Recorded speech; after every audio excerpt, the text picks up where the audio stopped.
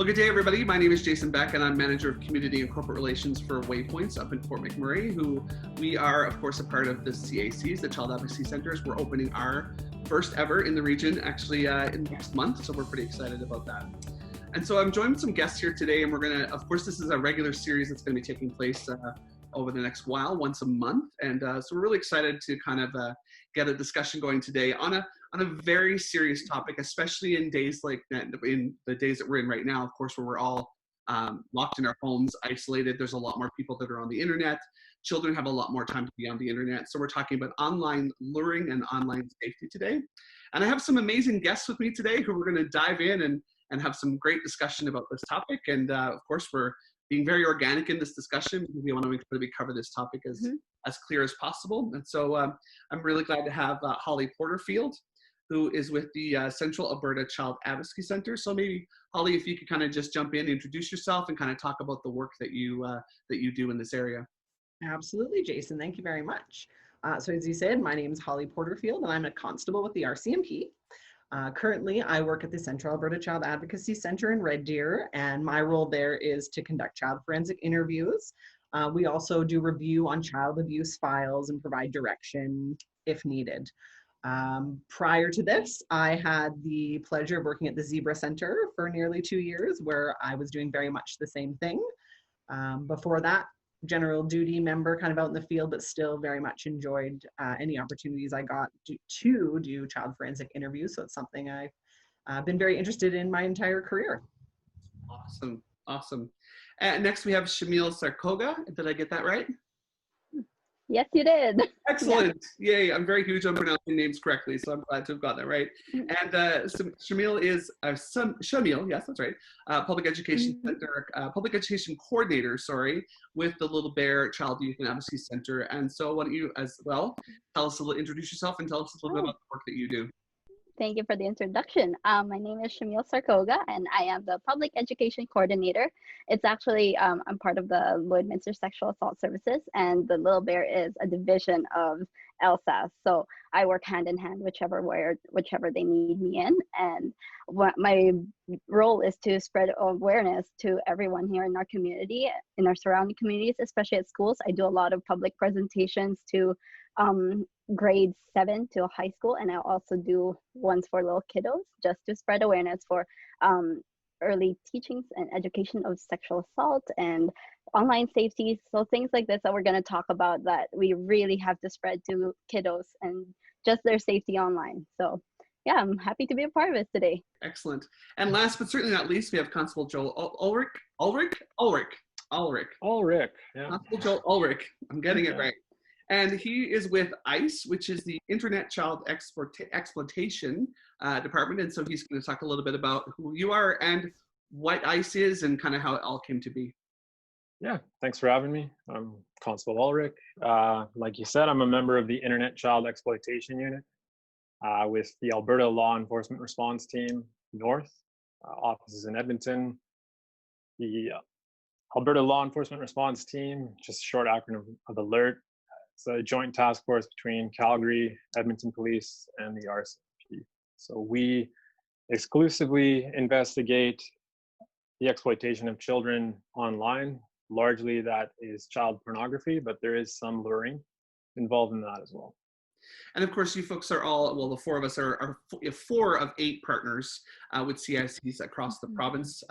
Ones we haven't mentioned is the Caribou CYIC in Grand Prairie, the Calgary and Area Child Advocacy, the Chinook Sexual Assault Center Support Center in Lethbridge, the SARC, which is the Sexual Assault Response Committee out of Medicine Hat. Of course, we have Little Bear here as well again, and Zebra, which is the Central Alberta CAC as well. So yeah, we're glad to have all of you guys here today. So let's dive into the discussion. And first of all, I'm going to ask the question, define, like, what is child luring? And what does it look like? What does it sound like? And maybe Holly, I'll go to you for that one first. Absolutely.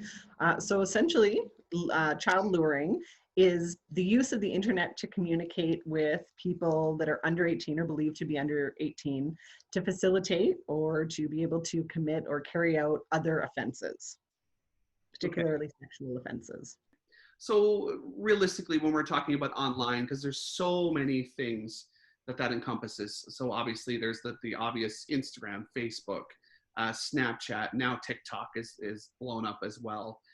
What are some of the platforms that are kind of most, I don't know if I want to use the word popular, but certainly where you're seeing most of the child learning being targeted? Is there a common denominator? Is there one that's more popular than others?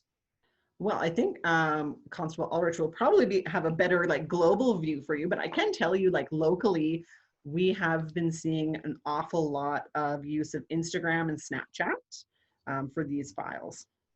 Interesting. Like largely Instagram and Snapchat.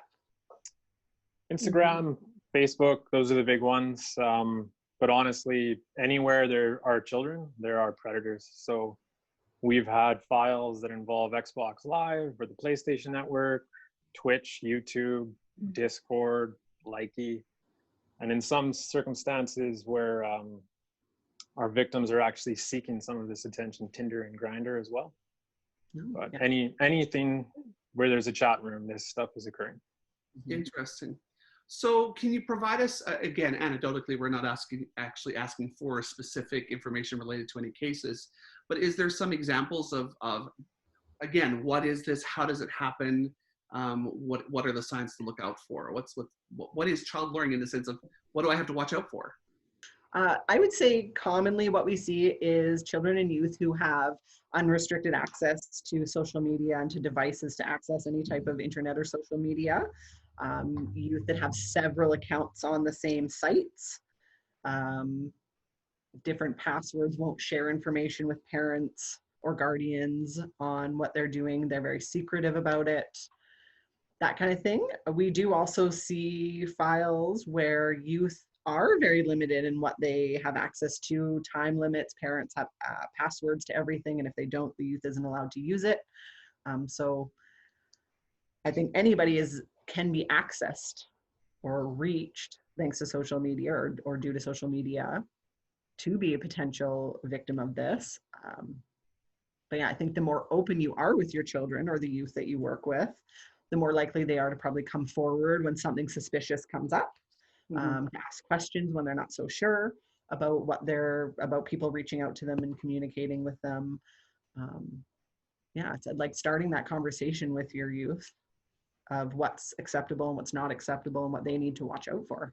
So one of the questions that we've been kind of given to talk about in this whole thing is the statistics around child luring. How prevalent is this in Alberta right now? Joe, do you have something that you could add to that conversation? Yeah, it's incredibly prevalent right now with the current climate of COVID and our social distancing. Everybody's at home, so where these crimes occur, we're getting a lot more access to those sites.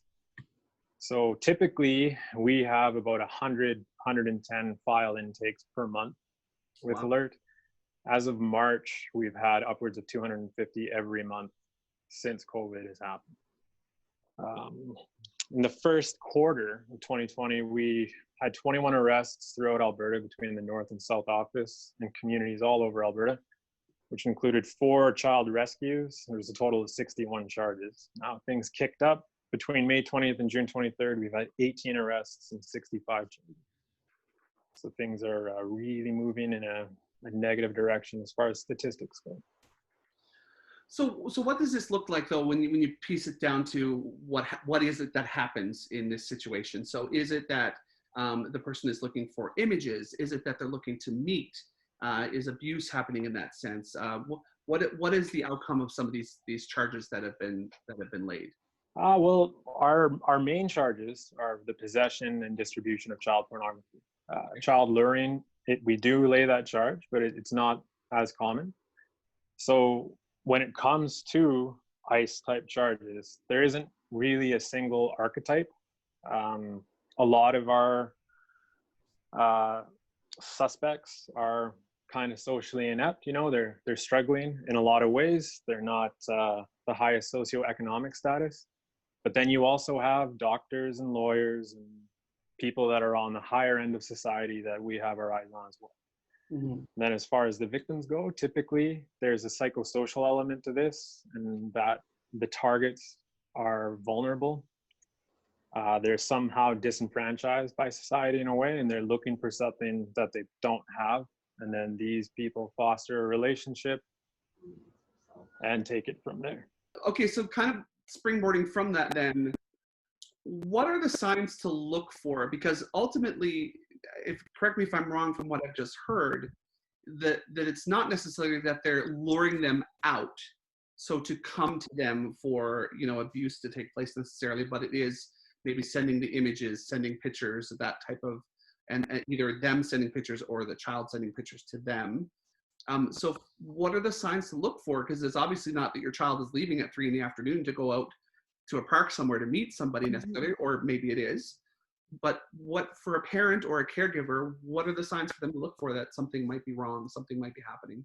So basically there are some signs that you can tell, especially if your child starts talking about a certain friend that they met online, and they talk that they have this great relationship, and then they talk about their same interests and the same things that they have joined, or they come in the same school but they don't know each other. So parents really need to look for a sign of that, and then it's something unusual that you haven't heard that name before. So for these the person who's doing the luring on the other end, they do have a few tactics that they do. They just don't come up to them and say, hey, let's be friends. So they have a few steps, and they have a few tactics that they manipulate the child into doing, becoming friends with them. So it's establishing a lot of trust. So they establish a great friendship, and then they create false interests for the child to be saying, yes, oh yeah, I do that as well. And then they have a new similarities in what they do. Do they play soccer as well, or do they do this? Are they on TikTok or Snapchat, that they can further their communication? And if the child's going through like, oh, I'm having a hard time at school, and they're going to have those similar stories as well. That way they can connect with the child. And once they have this connection, they ask more about the personal details of the child, or asking about his or her parents. So it's like, what do your parents do? Where's the computer in your house? So questions like that, that's just really specific. That way they can avoid those risks. And then from then on, they will offer more attention to the child and keep communicating with them to a point where the child will really trust them 100%, and then they can start the exploitation with asking them for pictures or videos, and maybe offering them some money, or that's the part that I know for sure that that's their tactic. So are they when they're talking to the child, are they presenting as another child typically, or is it they're very clear that, no, I'm an adult, and you know, I'm just this friendly person who plays games as well, or who's into Instagram as well? What's the typical for that? From what I know, they do pretend to be the same age as the child. That way there's that certain connection, and the child's like, they're the same age as me, they have the same interests, and they have the same struggles, I guess, that I would go for. And then that's another thing they try to connect to, is the struggles the child is going through. For example, if they're being abused at home, they will disclose to them, and then that's something that they could catch on and be like, oh, I'm experiencing the same thing. They're looking for that, the child is looking for that sympathy that they're giving, and then they could connect, and they could relate to that as well. Interesting. There is a separate kind of luring where it's over a long period of time. They don't portray themselves to be a child. They put a lot of effort into fostering a positive, nurturing relationship, or even one of authority with the child. Then sexuality in general is brought up, then sexuality specific to that child. And a lot of our victims, our complainants, we can call them, are infatuated with the suspect. With the individual. They do what they can to protect them. So I think that happens in equal measure. That there is luring where they pretend to be a youth and then arrange a meeting, and there would be a sudden assault. But then a lot of this takes a very long time, to the point that the victim thinks that this is a good thing. Mm-hmm. And if I can add on to that, those files, when we see them coming into a CAC, are probably much more difficult to actually have a child who's going to disclose to us what is going on or what has gone on. because they have that loyalty, that built-in loyalty that's been built for so long, and it's almost a bit of a pattern that that person has to wrong them before they're willing to talk about any of it.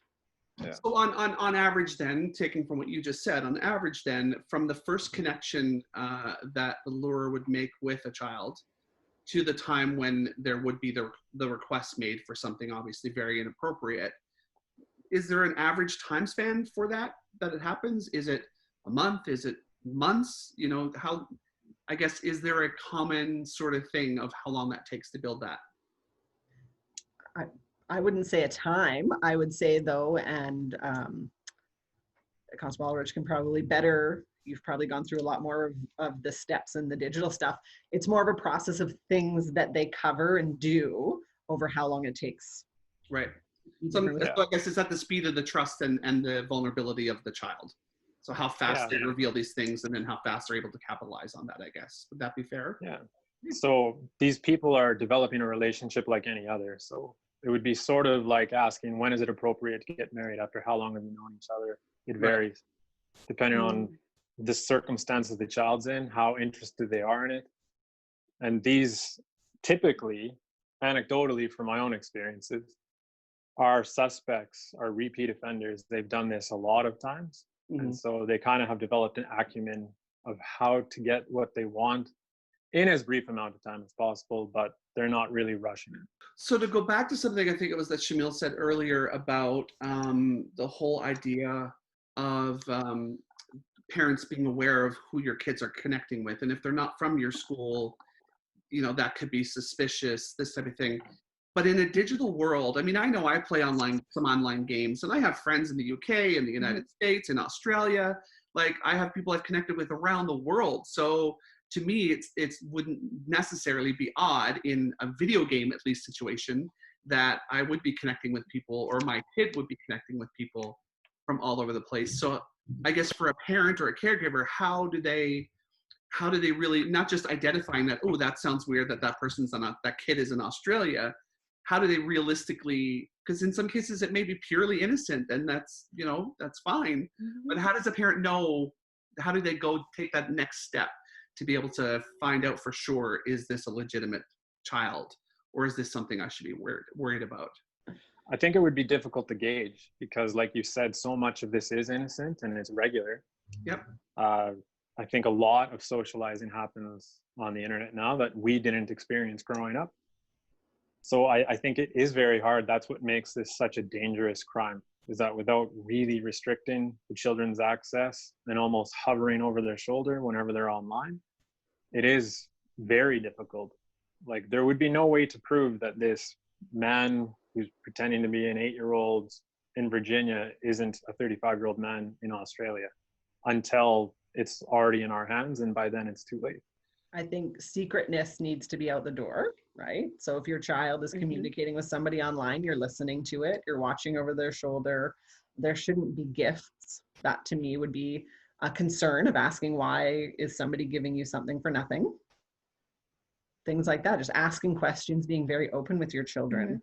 And maybe I'm jumping down the rabbit trail a little bit too far at this point, but this is really interesting for me because I know that with video games especially, you can give gifts within a video game. I can give you this great sword that you can use for your next quest type thing.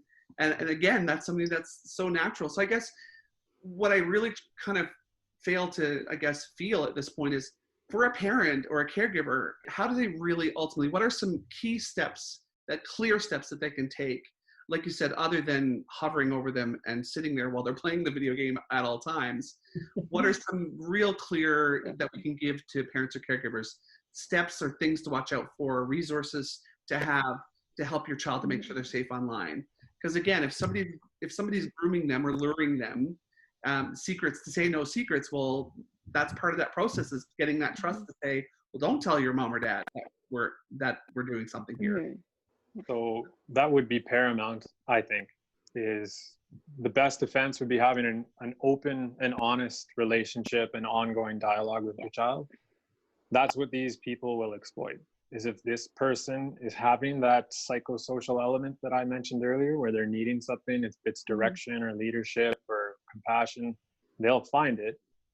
and they'll find it in the wrong place. So if you are assuring that your child is aware of their problems, that you're aware of them, and you try to help them out with it as best that they can, as best that you can rather, that'll go a long way to the, I don't want to say naivety, but removing the key factor that these children need to be lured or groomed. We need connection. Children need connection. And if they're not finding it in the healthy places, they're going to connect where it's not so healthy. To add to that, with having an open communication with your child, it's not even just trying to scare them, and instead of scaring them, that it's a learning, it's a teachable moment basically of having using resources online. Just like I think it was PROTECTKIDSONLINE.CA had like a really fantastic list of resources from kids to kids content of online safety to parents and adults, and as well as youth. So it's not just like talking to them, you can also show them being online is also helpful without scaring them and just like shunning them from the internet basically. That's a great resource. Any other resources that you know of that would be amazing, because we can share them on this video for parents and caregivers to get? I just have a couple. It's CYBERTIP.CA. That's really, really great. And PROTECTKIDSONLINE.CA as well. It's really great. And again, I'm sure that it's broad, but I kind of wonder, is there a specific age group that you're seeing this being more prevalent in than others, or is it broad spectrum? Oh, it's very broad. Very broad. Interesting. Okay. So the message to parents is, don't assume that because your kids might be 14, 15 now, that they are not also at risk. I would say they're probably more at risk. If I was to set an age range, I would say that this is maybe 8 to 16. But if your child's old enough to communicate on the internet, then they're old enough to be lured. I would say the youngest one we have in front of us right now is a 9-year-old making videos that they were sending online. They were requested to make and sent online. So not a typical behavior of a 9-year-old, you might think, but. So what does the role of the CACs, because I'm sure a lot of people who in our province don't even really know that CACs exist and what we're there for. So I don't know who wants to jump in on this one, but and maybe we all can talk a little bit about what's the importance of the CACs and what role do the CACs play when it comes to things like child luring? Well, first off would be the child forensic interview with the youth to gain as much information as we can about kind of their journey or the grooming process or the platforms they're using, the devices they're using, kind of gain a lot of that, or try and gain a lot of that information for our ACE team. And of course, resources with the family for where we go from there. Yeah, I was gonna just add just support to the family and additional resources, and in with LSAS and the Little Bear, we go hand in hand and we take referrals as well. We do counseling if they do need counseling, and then if they do need other resources throughout the community, we try and connect them as well. Awesome. So the last question I'll kind of ask, I guess, is if a parent or caregiver suspects that something's happening with their child, where do they go? What do they report? Do they need to gather evidence to show police? How important is it when to call, who to call? How does somebody, if they suspect it's happening to their child, how do they get help? Well, locally in Edmonton, you can begin by calling our complaint line at 780-423-4567.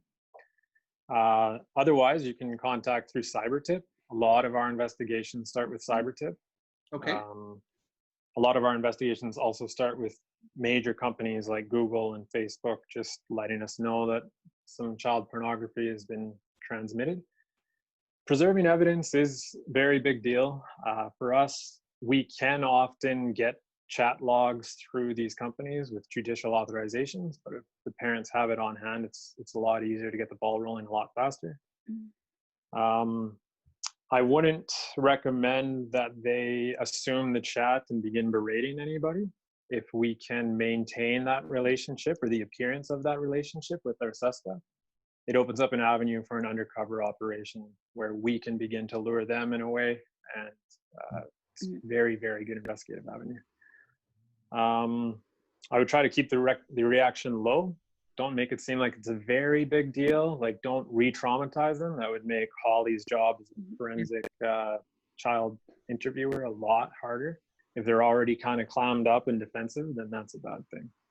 Parent reaction or guardian reaction is really tough, because I think initially and naturally a parent gets very upset learning that their child has potentially been sending videos or images of themselves. I think that's a natural reaction, but that reaction from somebody that you love and care about really does affect your ability to then tell other people about that story. So yeah, we see that quite commonly. And so we do a really good job, I believe, in reminding that child when they're coming in, or youth, when they're coming in to talk to us, that they are not in trouble. That no matter what had happened, they're not the ones in trouble, but we would just really like them to help us understand everything that happened. Yeah, Holly, with the Edmonton police, before I worked with alerts, we had a big issue and drive to try to preserve interviews with children by not contaminating the interview. Patrol officers do not interview children. No, that's ideal. So I think probably don't ask the child too many questions, or you'll muddy the waters for Holly later on. But thank you for bringing that up. That's a really good one. Of course, naturally, we have parents who want to ask questions. They want to know everything. They want to do their own investigation before police are even contacted. We really do not recommend that. What we do want to know is the child safe, right? I would really like to know right away, does this person you've been communicating with know where you are? Right? Or is that something we need to look into right away? Safety first. And then just that love and support. Hey, we're going to get help. We're going to talk to some people about this. But yes, preferably not asking, especially direct questions, meaning like questions that are yes, no's. Did you do this? Did they do this? That kind of stuff. So keeping it very open and very much supporting them in talking with a police officer or somebody else. I think most of the RCMP detachments now are really good, and when they're getting files where we have youth or child victims, at reaching out to one of the CACs for assistance right away. So we are seeing definitely less officers who are going out to houses and taking statements, where we ideally have them done with youth, audio, video recorded in a CAC. So yes, so we're love your child, support them, and then we want to reach out to the police. We want to preserve those devices and those accounts. What would you say, Constable Ulrich, about blocking people that you've been in communication with, or that have been communicating with them? Kind of what I said earlier about trying to possibly maintain the account. That isn't my area of expertise within ICE, but we do take over counts and then portray ourselves as the target. So blocking, I mean, that I can't say yes or no. There are advantages to both. Knee-jerk reactions, probably not the best, but I mean, finding out that your child has been the victim of luring would be infuriating. So I can't recommend or not recommend blocking, to be honest. Yeah. Well, not my area of expertise. And I think it's important to point out what you just said as well, that the investigation part where that would take place, it would not be keeping that child in the relationship with the person. It would be that you would take over the account and assume the role of that child. So it's not like you're asking your child to work through this process with you, not at all. So yeah, as Holly said, safety of the child number one. So when we get files, if we believe that this child is actually in jeopardy, then we drop everything else and deal with that. When the child's safe and this is more of an ongoing effort to access the child, but it's not going to happen, we can move a little bit more slowly and make sure we cross our T's and dot our I's. Yeah. We have situations where we don't have any reason to believe that the people child or youth has been speaking with have any idea where they are, and we maybe don't know where that person is in the world either. We would really slow things down to gather as much information as we can prior to conducting an interview with that youth. That pretty much ends the questions, unless anybody has something that you thought we should be covering or a point that we should make. The only thing I would add is that self-exploitation is very common. Yeah. So when you have Yeah. preteen and early teen, even mid-teen, especially females, their willingness to cooperate and even seek these kind of relationships out on their own is more common than people realize. Mm-hmm. Yeah. Yes. So keep your eyes on your 9-year-olds, but also talk to your teenagers. Make sure that they know what's going on. Yeah, we're in a digital world where people at their fingertips Yeah. have cameras. We can take pictures of everything and instantly we're sending them to everybody. And that has migrated into nudity and sexuality photos, and they're being shared quite rampantly without thought. Yeah. Without like, oh Yeah. goodness, that I can't believe I did that, like very commonly shared. Wow. And to add to that, I was gonna say, as a parent, it's also good to teach your kids about digital footprints too, and how these things cannot just be, if you erase it, doesn't mean it just disappears. It stays in there. So it's that's a good point. it's not, we cannot avoid this. Yeah. Yeah, I think it's certainly, I've heard some people say before that assume that anything you post online will live there forever. Just make that assumption so that if you're comfortable with putting something out there, knowing that it will be out there forever, then okay. But if not, do not is kind of a good rule of thumb that I've kind of heard. Or just accepting that if you're going to send a photo to one person, you no longer have control of that photo or that video. Yeah. You have to be accepting of that too. Yeah. You're going to send it knowing that a great number of people will see it. Okay, well, thank you so much, everyone. This has been a really interesting discussion. I've thoroughly enjoyed it. I learned quite a bit today. One of the big things I learned was the prevalence of this in Alberta. That surprised me. I guess, I don't know, it probably shouldn't have surprised me, but still when you hear that, it is kind of jarring and shocking. Of course, anyone can visit our provincial website. That links all of the child advocacy centers as well, but it's Alberta CACs.CA. And so that pretty much covers the entire province. So if you want to connect with your local CAC or the one that's closest to you, by all means, that information is all there on that website. And of course, we'll be back next month with most likely different guests. But next month we'll be talking about grooming. And so that's going to be a really interesting topic as well. So I really appreciate all your time and your expertise and energy towards this very difficult topic that we've covered today. And yeah, hopefully there'll be some great information out there. But by all means, at the end of this video, I will repost all the resources that we've talked about, so that for anyone who is just interested in learning more, or if you're a parent or caregiver and you want to get some resources to help facilitate your conversations with your children, then by all means, there's a lot of great resources out there that we want to connect you with. So thank you so much, everyone. Oh, thanks for having me. All right. Yeah, thank you very much. Thank you.